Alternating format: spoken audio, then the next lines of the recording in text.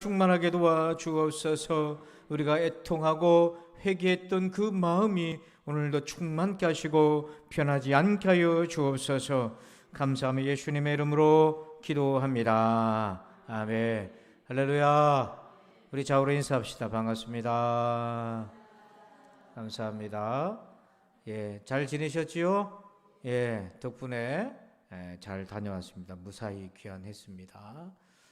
여러분 없는 동안에 열심히 잘 했다고 우리 부목사님 보고해 주시더라고요. 그래서 안심하고 다녀올 수 있었습니다. 감사합니다. 자, 오늘 우리 주시는 말씀 보겠습니다. 출애굽기 8장입니다. 출애굽기 8장 16절부터 32절까지 말씀입니다. 출애굽기 8장 16절부터 32절입니다. 구약 성경책 93쪽에 있습니다. 출애굽기 8장 16절부터 32절입니다. 여호와께서 모세에게 이르시되 아론에게 명령하기를 내 지팡이를 들어 땅에 티끌을 치라 하라. 그것이 애굽 온 땅에서 이가 되리라.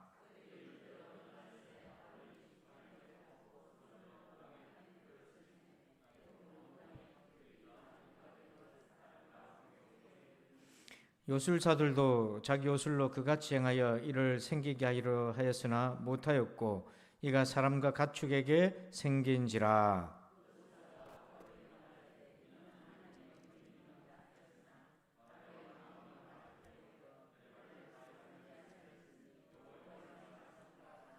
여호와께서 모세에게 이르시되 아침에 일찍이 일어나 바로 앞에 서라. 그가 물 있는 곳으로 나오리니 그에게 이르기를 여호와께서 이와 같이 말씀하시기를 내 백성을 보내라. 그러면 그들이 나를 섬길 것이니라.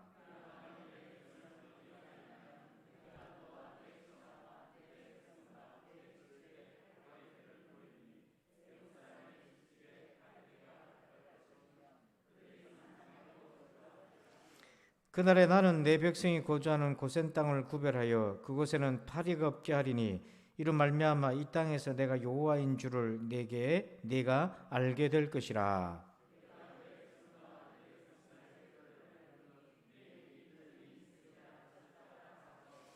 여호와께서 그와 같이 하시니 무수한 파리가 바로의 궁과 그의 신하의 집과 애굽 온 땅에 이르니 파리로 말미암아 그 땅이 황폐하였더라.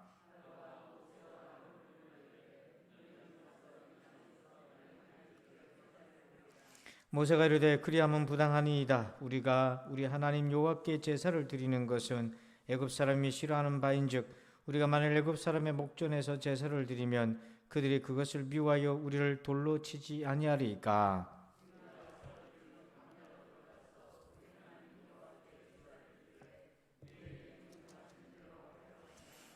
바로가 이르되 내가 너희를 보내리니 너희가 너희의 하나님 여호와께 광야에서 제사를 드릴 것이나 너무 멀리 가지는 말라. 그런즉 너희는 나를 위하여 간구하라.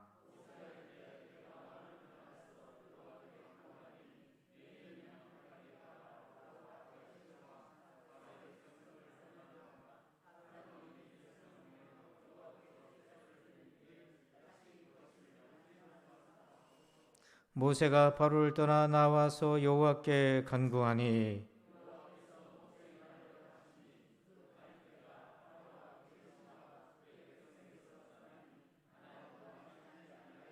다 함께 그러나 바로가 이때에도 그의 마음을 완강하게 하여 그 백성을 보내지 아니하였더라. 아멘. 할렐루야. 오늘은 하나님의 손가락이라는 제목으로 주제를 가지고 함께 오늘 말씀을 나눕니다. 우리 19절을 먼저 한번 같이 봅시다. 19절입니다. 같이 읽습니다. 시작. 요술사가 바로에게 말하되 이는 하나님의 권능이니이다 하였으나 바로의 마음이 완악하게 되어 그들의 말을 듣지 아니하였으니 여호와의 말씀과 같더라. 아멘. 자, 지금 이 땅의 티끌 가지고 모세가 하나님의 명령대로 일을 만드는데 그거를 뭐라고 얘기하냐면 19절에 보니까 바로의 요술사들이 이는 하나님의 권능입니다 이렇게 얘기하잖아요. 우리 성경에는 하나님의 권능이라고 되어 있는데 히브리어의 원뜻은 뭐냐면 손가락이라는 뜻입니다. 그러니까 지금 하나님의 손가락이 나타났다, 이 말은 하나님이 계시다는 증거잖아요. 오늘날 여러분, 우리 지금 오늘 수요 예배 때 참석했던 하고 있는 여러분들은 하나님을 만난 각자의 어떤 증거들이 있을 것입니다. 그렇죠? 네, 아멘 한번 해봅시다. 그렇죠? 그게 20년 전이든 30년 전이든 울려 먹든지 어쨌든지 그 증거가 있잖아요. 그러나 요즘 세대들은 이 증거가 없는 사람들이 많습니다. 왜냐하면 여러분들이 예전에 그 하나님의 손가락을 경험하기 위해서 얼마나 기도했습니까? 얼마나 간절히 찾았어요. 근데 오늘날은 그런 간절히 찾음이 없어요. 다 머리로 생각하고 머리로 믿으려고 그러지, 정말 무릎으로 꿇고 간절히 하나님을 찾고, 그래서 어떤 인격적으로 자기가 하나님을 만나는 거, 그런 경험을 하기 위해서 애쓰고 노력했던 것들이 예전에는 있었는데 요즘은 없습니다. 그렇게 안 합니다. 그러니까 어때요? 신앙이 생기지를 않는 거예요. 그래서 이 벽을 넘어서야 되는 건데, 이 벽을 넘어서려면 오늘처럼 우리가 함께 모여서 찬송하고 말씀 듣고 기도하는 이 자리를 지켜야 되는 겁니다. 그렇지 않고 어떻게 하나님의 손가락을 경험하겠어요? 또 하나님의 손가락이 나타났다 하연즉 그걸 인정하겠냐고요? 인정하지 않는 거예요. 그래서 정말 답답한 시대가 바로 이와 같은 시대다. 그래서 오늘 우리가 자녀들의 세대에 우리가 할 수 있는 게 뭐냐면 그런 은혜 받을 판을 깔아줘야 돼요. 그러니까 여러분이 살아있는 동안에, 우리가 지금 이 자리를 지키는 동안에 성도들이 함께 나와 기도할 수 있는 영적 터전을 우리가 만들어주는 은혜가 있기를 주의 이름으로 축원합니다. 그래서 오늘 하나님의 손가락이 어떻게 나타나는지, 그 손가락은 어떤 의미가 있는지 한번 봅시다. 자, 16절 한번 볼까요? 16절입니다. 같이 읽어봅시다. 시작. 여호와께서 모세에게 이르시되 아론에게 명령하기를 네 지팡이를 들어 땅에 티끌을 치라 하라. 그것이 애굽 온 땅에서 이가 되리라. 아멘. 자, 지금 지팡이를 가지고 뭘 치라고 얘기합니까? 땅에 티끌을 치라고 하잖아요. 그랬더니 그 티끌이 뭐가 되었습니까? 여기서 지금까지 많은 이사와 기적을 행했지만 이 기적이 이제부터 레벨이 완전히 달라져요. 여기서 티끌, 땅에 티끌이라는 이 히브리어 단어가 똑같이 쓰여진 구절이 있습니다. 창세기 2장 7절인데요. 거기 보면 여호와 하나님이 땅에 무엇으로 누구를 지었어요? 여기서 말하는 땅의 흙이라는 그 단어가 땅의 티끌, 오늘 출애굽기 말씀에 나오는 티끌과 같은 거예요. 창세기 하나님은 흙을 가지고 사람을 창조하셨습니다. 창조주 하나님이세요. 오늘 그 하나님이 애굽 온 땅의 티끌을 가지고 뭐를 만들었다? 이를 만들었다. 근데 이는 생명체입니다. 이는 생명체예요. 그걸 애굽의 어떤 요술사도 흉내낼 수가 없는 거예요. 왜냐하면 창조주 하나님이니까. 근데 우리 성경에는 이라고 되어 있잖아요. 그 원뜻을 살펴보면 여러분 그림에 보면 이 각닭이, 우리에는 이로 되어 있는데 원문에는 이 머리에 나는 이도 있지만 각닭이라는 표현을 많이 써요. 이건 모기과인데 여러분 집에 보면 이제 요즘 나타날 수 있는데 모기가 사이즈가 좀 큰 게 있어요. 그건 물지는 않습니다. 보통 모기처럼 물진 않는데 모기과니까 우리가 막 잡아서 죽이잖아요. 그래서 이 월뜻이 머리에 생기는 이, 피부에 생기는 이, 혹은 저런 각닭이 모기과 이런 얘기를 합니다. 근데 중요한 건 뭐냐면 생명체라고 하는 거죠. 그러니까 지금 하나님이 손가락이 나타나는데 그게 뭐냐면 티끌을 가지고 생명체를 만드셨다. 창조주 하나님의 능력을 나타내신 거예요. 자, 그런데 하나님이 흙을 가지고 사람을 만드셨습니다. 이 말은 하나님 인간을 창조하셨는데 그 인간이 타락하잖아요. 그 타락한 인간의 영혼을 새롭게 하시는 역사, 그게 뭡니까? 중생의 역사예요. 그래서 창조의 능력도 위대하지만 동시에 더 위대한 것, 그건 뭐냐면 타락한 인간을 새롭게 하는 것. 그래서 요한복음 1장 13절을 우리 한번 읽어봅시다. 시작. 이는 혈통으로나 육종으로나 사람의 뜻으로 나지 아니하고 오직 하나님께로부터 난 자들이니라. 여기 보면 사람이 두 번 태어날 수 있다. 첫 번째는 혈통으로 육종으로 태어나는 거예요. 사람의 뜻으로. 지금 우리가 몸을 출생한 것과 같습니다. 그런데 그렇게 출생했더니 타락하고 하나님 마음 아프게 하고 범죄하고 그러잖아요. 그때 하나님 하시는 것이 있어요. 예수님 보내셔서 오직 하나님께로부터 난 자, 중생, 두 번째 출생. 여러분, 그래서 지금 생명체가 하나님의 손가락이긴 하지만 바로 오늘 우리가 중생한 것 역시 하나님의 손가락이라고 하는 것입니다. 여러분, 사람이 중생한다는 것만큼 위대한 하나님의 증거가 없어요. 이거는 성부, 성자, 성령님이 총출동하셔서 만든 역사인데, 지금 우크라이나 전쟁이 장기화되고 있잖아요. 우리가 지구 반대편에서 멀리서 있다 보니까 피부로 와닿지 않지만 현재 지금 우크라이나 사람들이 사망자가 3, 4만 명 정도 됩니다. 그리고 피난 간 사람들이 1200만 명 이상이 돼요. 그 끔찍한 고통을 상상이나 할 수 있습니까? 그리고 우크라이나 군인들이 하루에 100여 명씩 전사합니다. 그 치열했던 베트남 전쟁도 미군이 하루에 50명 이상으로 죽은 적이 없어요. 그런데 지금 21세기에 그런 죽어나가는 일들이 있는데 그게 어떻게 됩니까? 한 사람에 의해서 그런 일이 일어나고 있잖아요. 그러니까 그 사람들이, 그런 악한 사람들이요, 우리 안에도 푸틴이 있는 겁니다. 활성화가 안 됐을 뿐이지 건들기만 하면 우리 안에도 푸틴이 나타나는 거예요. 많은 사람들이 왜 사람이 죄인이라고 그러나 동의할 수 없다고 생각하는데, 지금 내 모습 보면 동의할 수 없겠지만 사람의 마음의 바탕의 범주는 굉장히 넓어요. 여러분, 사형수가 처음부터 사형수였겠습니까? 지존파가 처음부터 지존파였겠어요? 어릴 때는 사랑받는 아이였지 않습니까? 그런데 어느 순간인가 사단이 역사하고 죄가 그 안에 들어가니까 정말 사람을 잡아먹는 사람이 되지 않습니까? 그런 것들을 우리가 다 안고 있는 거예요. 그런 우리를 중생케 하시는 하나님의 역사, 이게 하나님의 전능하신 창조의 역사라는 겁니다. 여러분, 이 하나님의 손가락의 역사를 우리가 증인인 거예요. 오늘 그런 증인 되시기를 축복합니다. 그래서 17절 한번 봅시다. 17절입니다. 시작. 그들이 그대로 행할세 아론이 지팡이를 잡고 손을 들어 땅에 티끌을 치매 애굽 온 땅의 티끌이 다 이가 되어 사람과 가축에게 오르니. 아멘. 자, 거기 보면 중간에 보니까 애굽 온 땅의 티끌이 다 이가 되어, 이 부분 보세요. 지금 애굽 온 천지에 뭐가 지금 이게 들썩이기 시작했습니까? 예, 이가 들썩였죠. 근데 이거를 사람들은 그냥 환란이다, 이가 들썩한다 생각하지만 이게 온 땅에, 애굽 땅에 충만한 하나님의 증거들이라는 거예요. 그걸 생각하셔야 돼요. 그래서 19절 보니까, 19절 봅시다. 제가 읽을게요. 요술사가 바로에게 말하되 이는 하나님의 뭡니다? 권능입니다. 이게 하나님의 손가락입니다.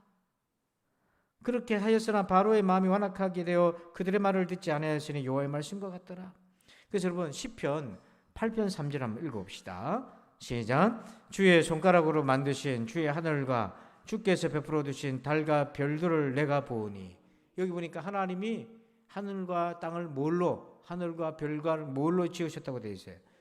주의 손가락. 이건 비유적인 표현이지만 거꾸로 말하면 하늘의 별과 달과 이 모든 것들이 하나님의 손가락, 하나님의 창조 세계라는 것을 볼 수 있어야 된다는 거예요. 그래서 시편의 기자는 이 천하 만물을 보면서 누구를 본 겁니까? 하나님을 본 거예요. 그런데 그럼에도 불구하고 바로는 인정하지 않잖아요. 하나님의 손가락입니다 해도 인정하지 않잖아요. 그게 완악함이에요. 여러분, 완악함이라는 게 뭐냐면 하나님을 알지만 인정하지 않는 거예요.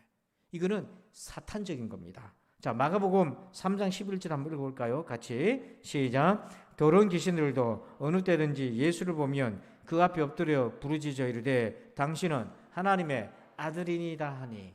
자, 예수님을 보고 하나님의 아들이라고 귀신도 압니다. 그렇다고 해서 귀신이 하나님의 아들을 믿습니까? 그렇지 않은 거예요. 인정합니까? 인정하지 않아요. 이거는 귀신도 갖고 있는 거예요. 그런 지식은. 근데 지금 요술사도 그렇고 바로도 그렇고 요술사가 이는 하나님의 권능이다 라고 해서 요술사들이 하나님을 믿었습니까? 그렇지 않은 거예요. 바로도 그것을 알았지만 인정하지 않았던 거죠. 완악함이라는 것은 하나님을 인정하지 않는 겁니다.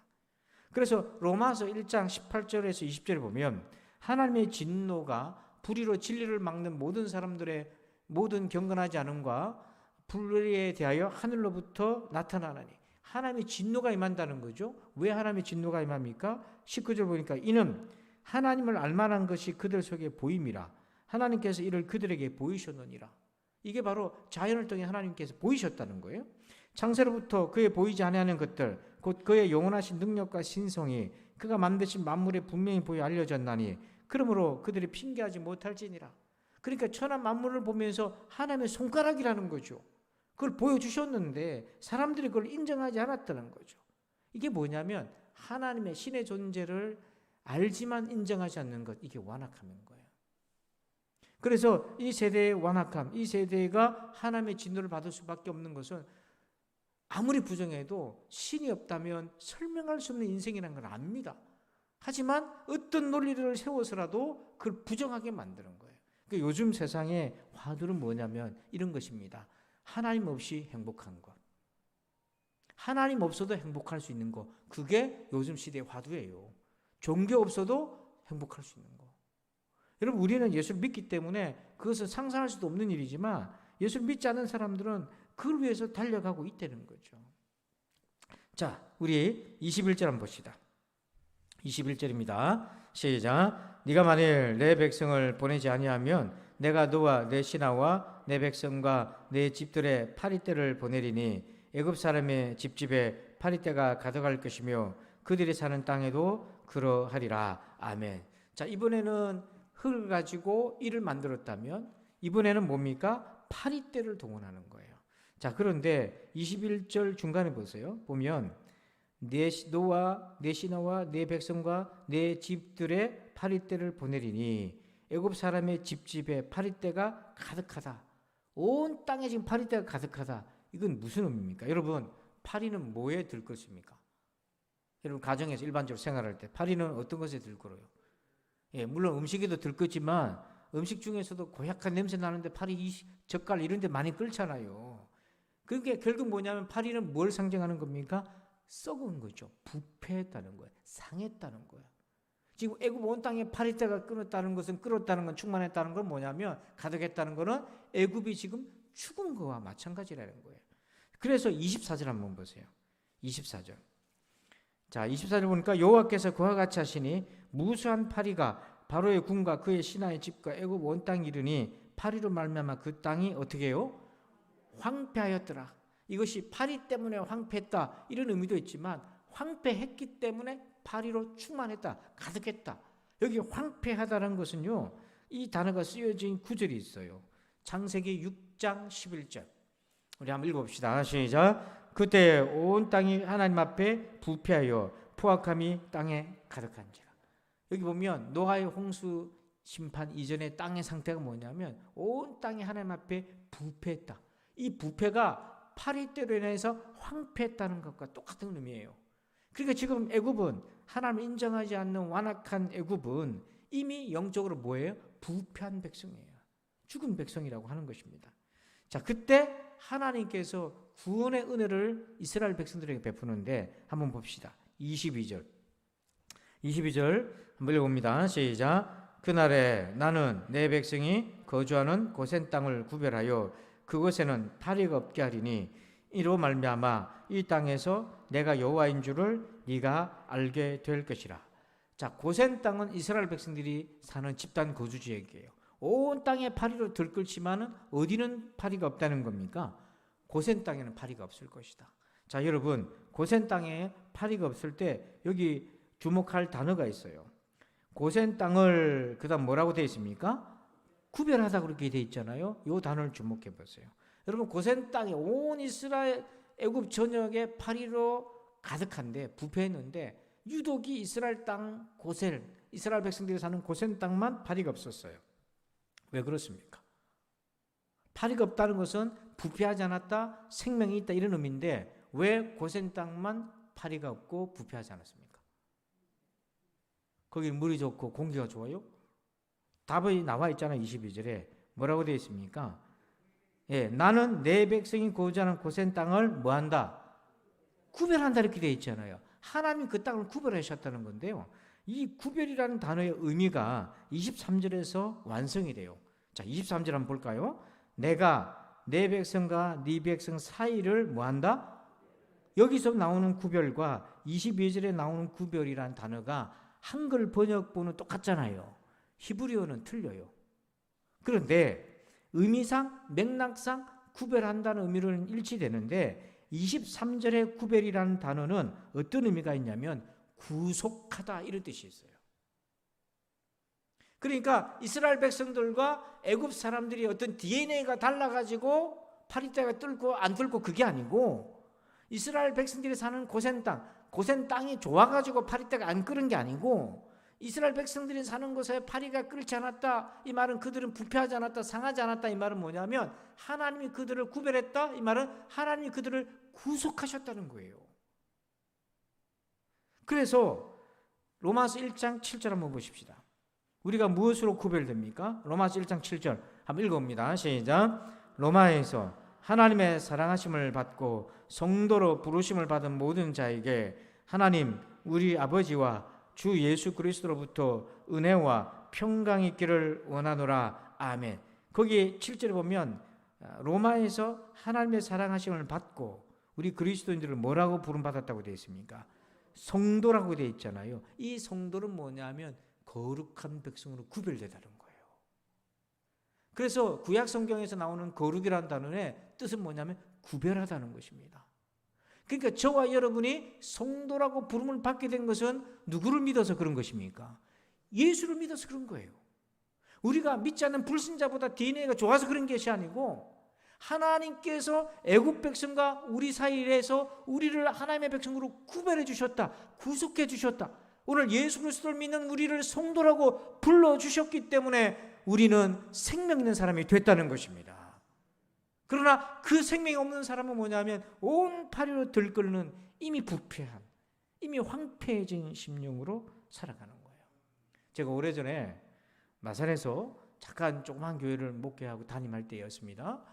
그게 이제 보면 그 교회가 재소자 출신의 성도들이 들어 있었어요.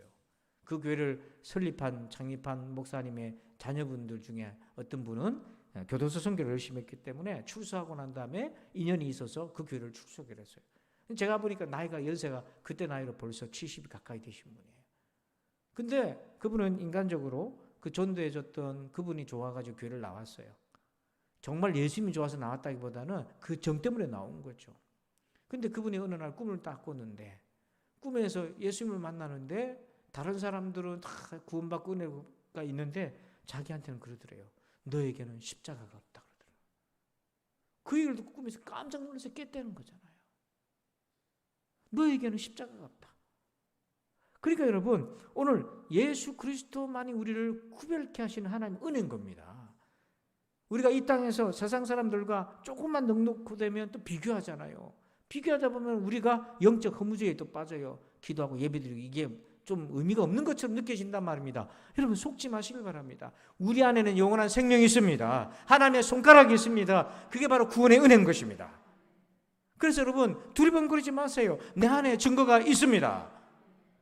할렐루야. 자, 우리 25절 보십시다. 25절 우리 다 같이 읽겠습니다. 시작. 바로가 모세와 아론을 불러 이르되 너희는 가서 이 땅에서 너희 하나님께 제사를 드리라. 아멘. 여러분 오랫동안 미국에 번영신학이라고요. 예수 믿으면 복 받는다는 이런 번영신학을 연구해서 그것의 어떤 장점, 단점들을 연구했던 분이 있는데 그분이 이제 그런 얘기를 해요. 뭐라고 얘기하냐면 우리 인생이라는 것이 참 감사한 인생이기도 하고 살기가 너무 힘든 것이기도 하다. 여러분 예수 믿는다고 해서 매일같이 기쁘고 즐겁고 그런 거 아닙니다. 힘든 날도 있어요. 하지만 그 힘든 순간에도 하나님의 은혜로 살아갈 수 있는 능력, 이게 진짜 번영의 신학이다. 예수 믿으면 복 받고 그냥 물질적으로 복을 받고 다 잘 살고 이게 아니라 고난 중에서도 하나님의 위로와 은혜가 감사가 있을 수 있다. 그런 얘기인 거죠.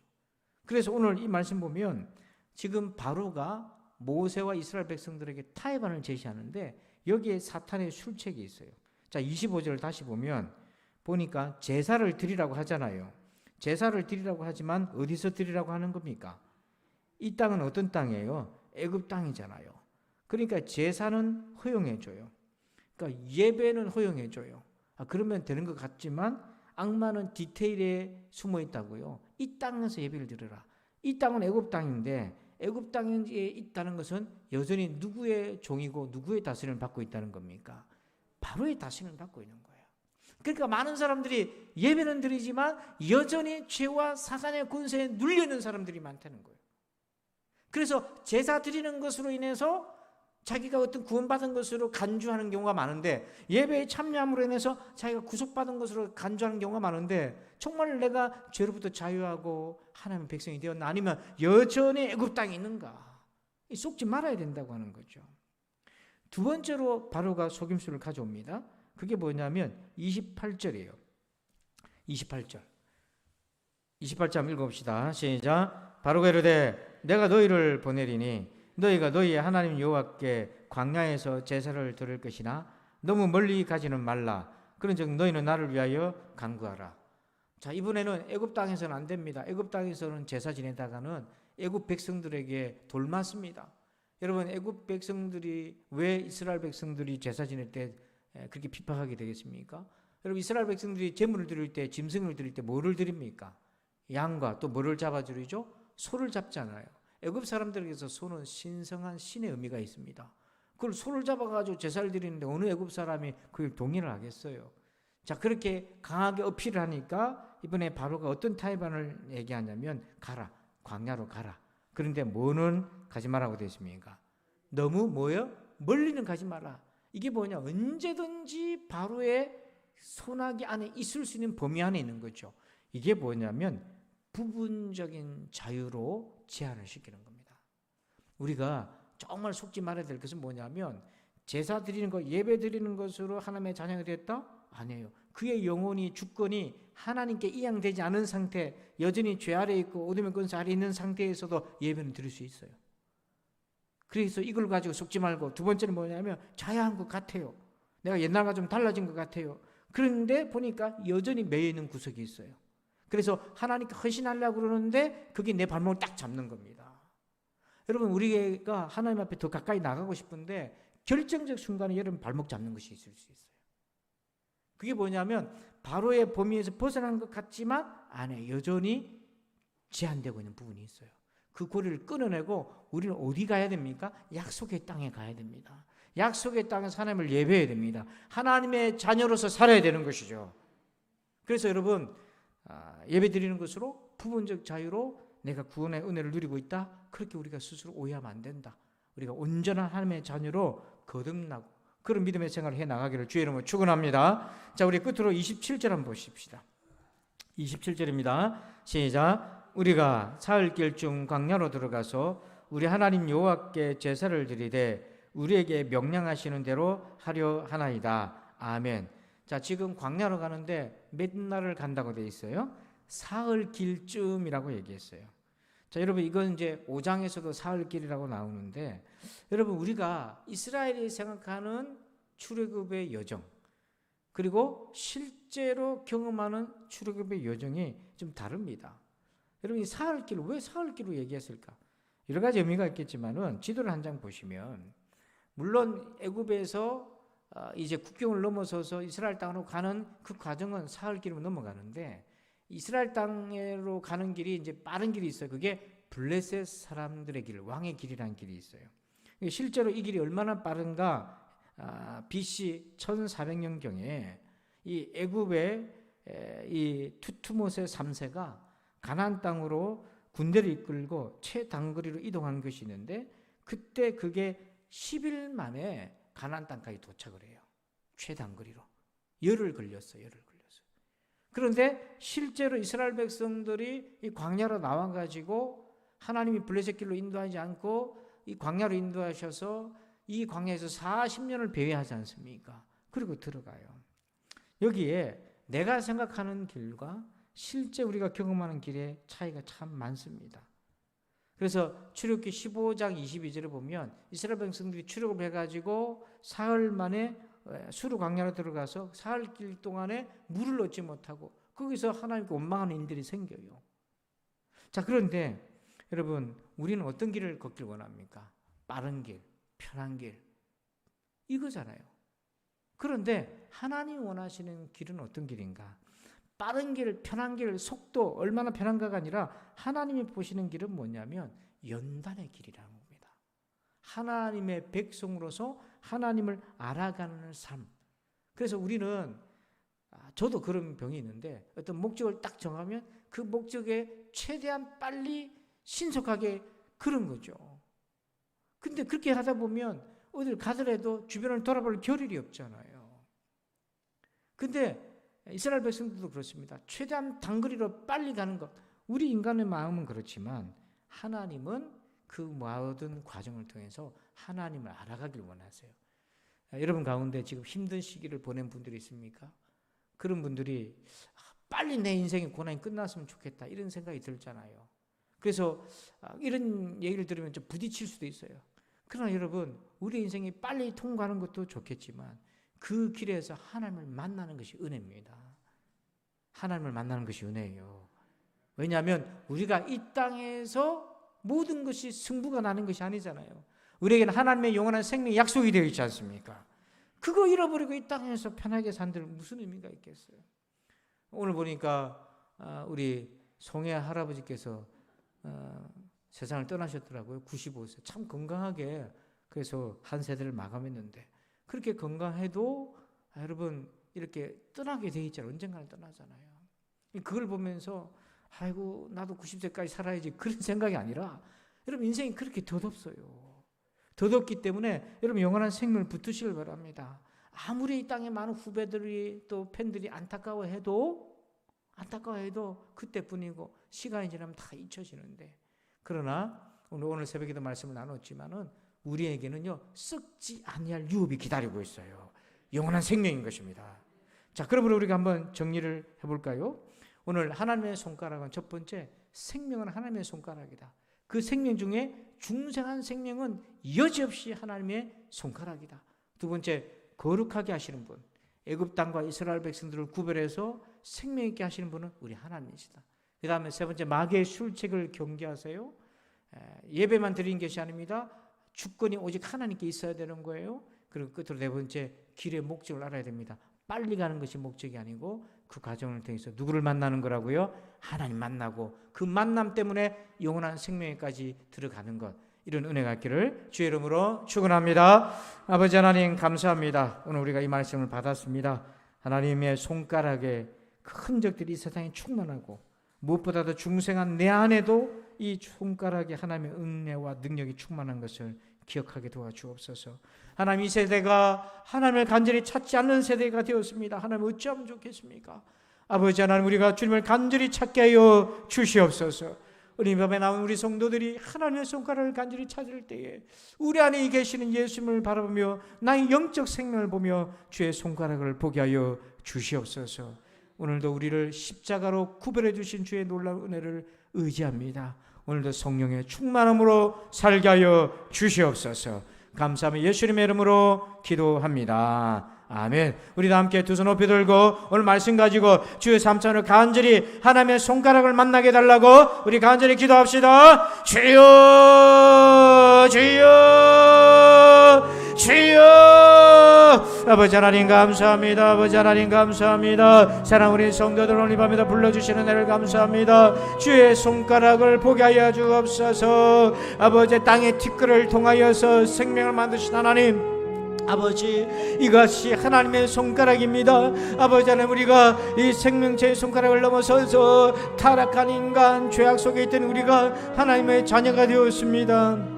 예수 그리스도의 십자가 은혜로 구원받은 백성이 되었습니다. 그 영원한 생명이 내 안에 있음을, 하나님의 손가락이 내 안에 있음을 하나님 잊지 않게 도와주시고 하나님의 증거를 붙들고 살게 도와주셨기를 원합니다. 아버지 하나님 애굽 백성과 이스라엘 백성들을 구별하는 것 오직 하나님의 은혜인 것을 기억하게 하여 주옵소서. 예수님의 십자가 은혜로 구별된 존재임을 잊지 않게 하여 주셨기를 원합니다. 아버지 원수 마귀에게 속지 않게 하여 주옵소서. 애굽 땅에서 제사하는 것으로 만족하지 않게 하여 주옵소서. 부분적인 자유로 만족하지 않게 도와주시고 온전히 하나님의 백성으로 살게 도와주옵소서. 온전히 하나님의 자녀답게 살게 도와주옵소서.